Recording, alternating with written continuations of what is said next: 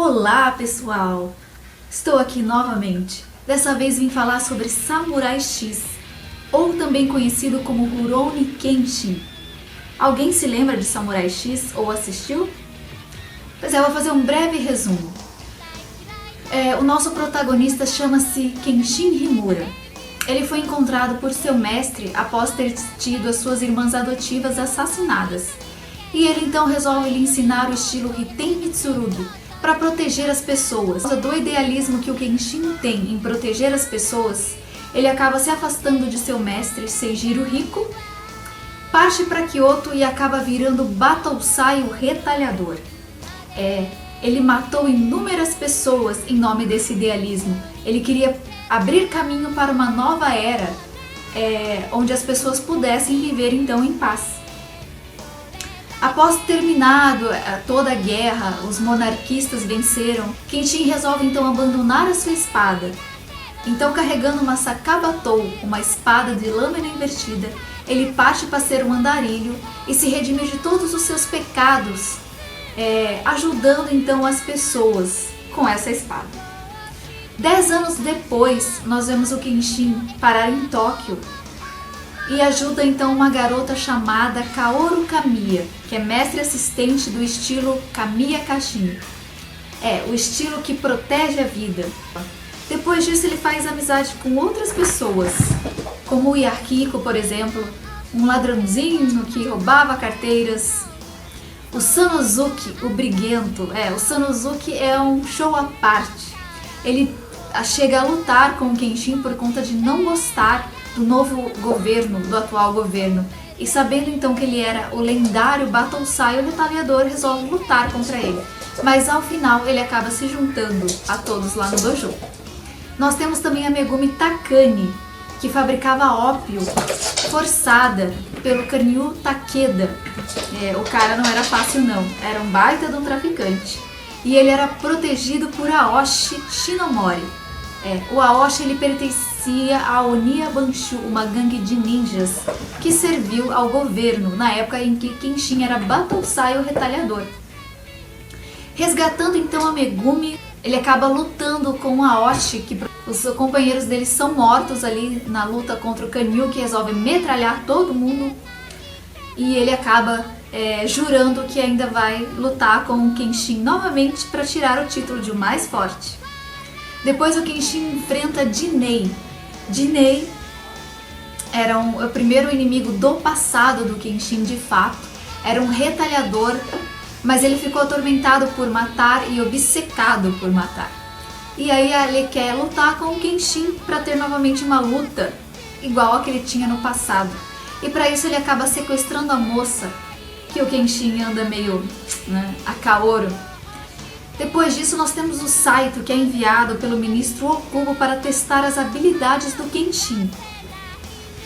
Para saber se o Kenshin ainda tinha a mesma habilidade que ele tinha lá no passado, quando ele era Battosai, o lendário retalhador. Para então que ele pudesse parar Shishio Makoto, o seu sucessor, que estava em Kyoto, planejando tomar o governo.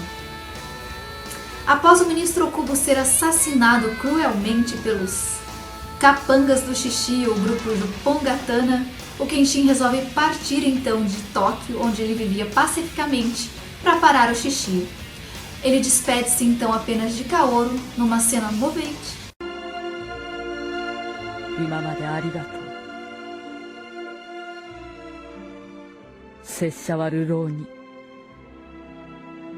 また流れるでござる。さよなら。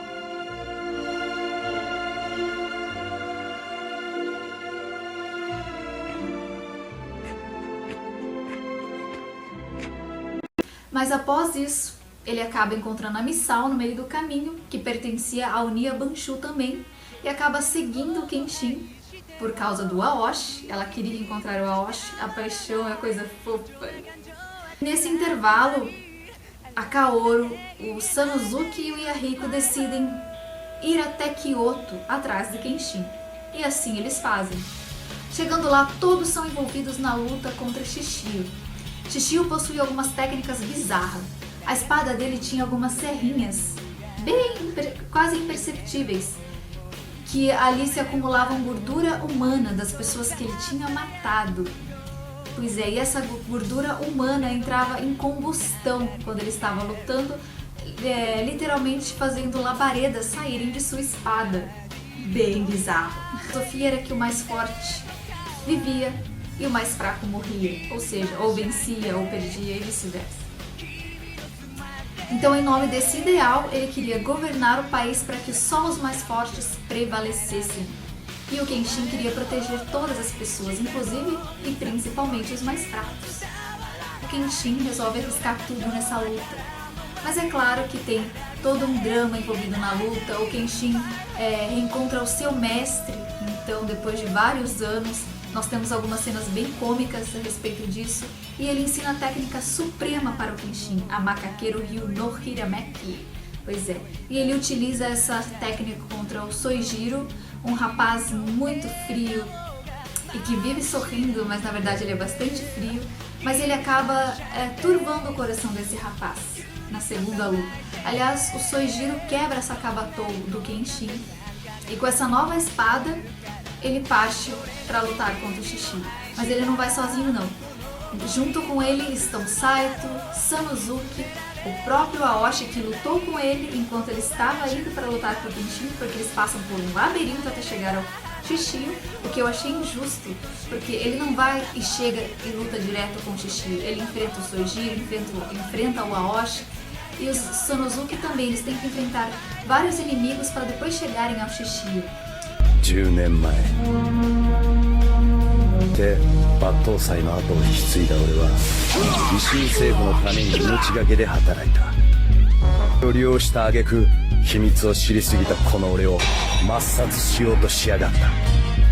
ご丁寧に全身まで焼いてな。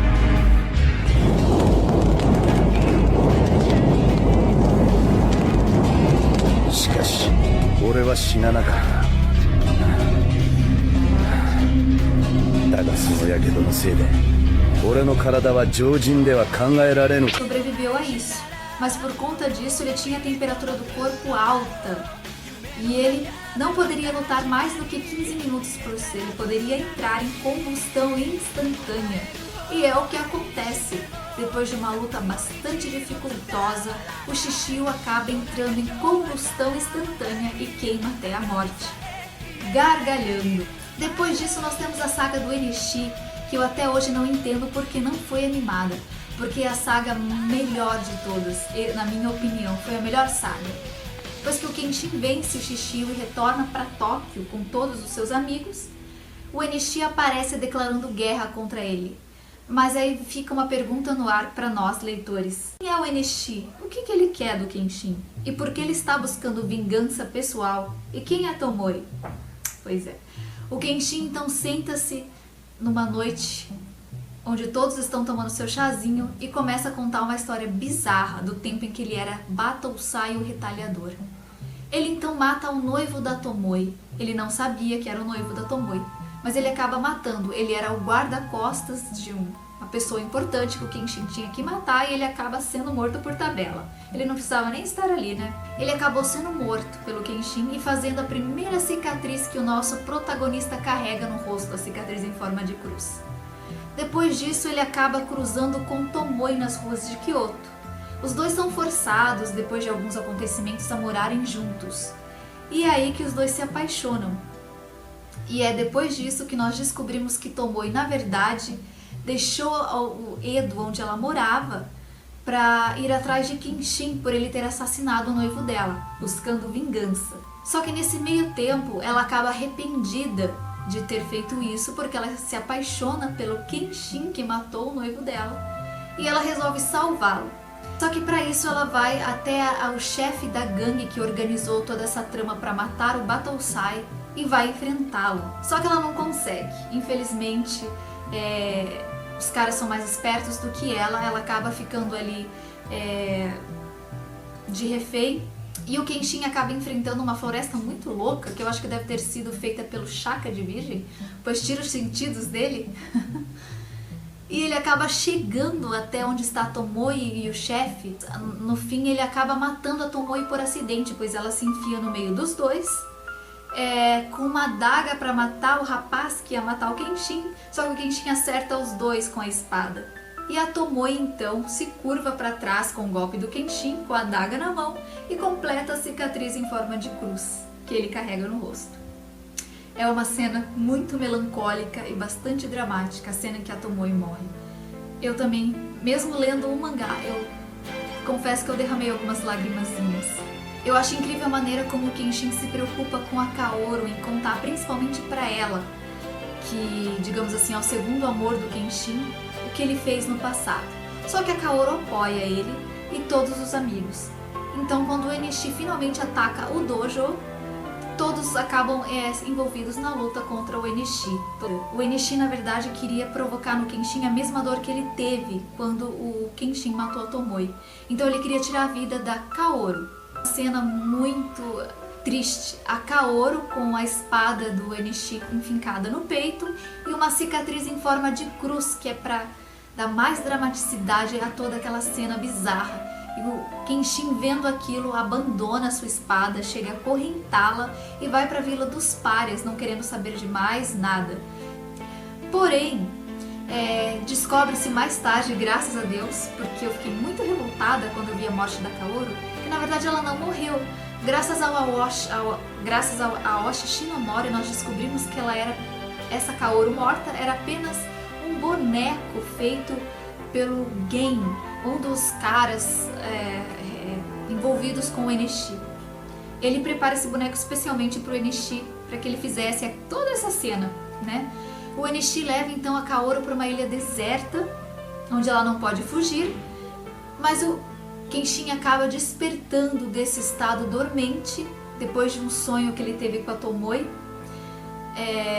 e acaba partindo para resgatar a Kaoru. Eles descobrem a ilha em que ela está, graças ao Oniya Banshu, que é o líder, é o Aoshi, e eles chegam lá e resgatam a Kaoru, depois de uma luta bem legal contra o Enishi, uma luta espetacular. Depois disso eles vão para o dojo novamente, depois o Kenshin e a Kaoru acabam permanecendo sozinhos, se casam e tem um filhinho que é a cara do Kenshin, que é a coisinha mais fofa, o Kenji. Samurai X é um mangá muito interessante que eu recomendo às pessoas para lerem. Quem já leu sabe que é espetacular a abordagem profunda que o Nobuhiro Watsuki faz dos personagens. Os personagens são muito humanos e as emoções são praticamente palpáveis. É extremamente envolvente a história. A história realmente faz nós rirmos, nós chorarmos, porque tem um lado cômico muito legal. Tendo voltar para falar sobre o live action que saiu. Espero, pessoal, que vocês tenham gostado demais desse vídeo, que eu falei um pouquinho sobre Samurai X. Um grande abraço a todos os fãs de Samurai X, um grande abraço a toda a comunidade dos otakus, eu nunca sei o que é o certo. Fiquem na paz, pessoal, e até a próxima.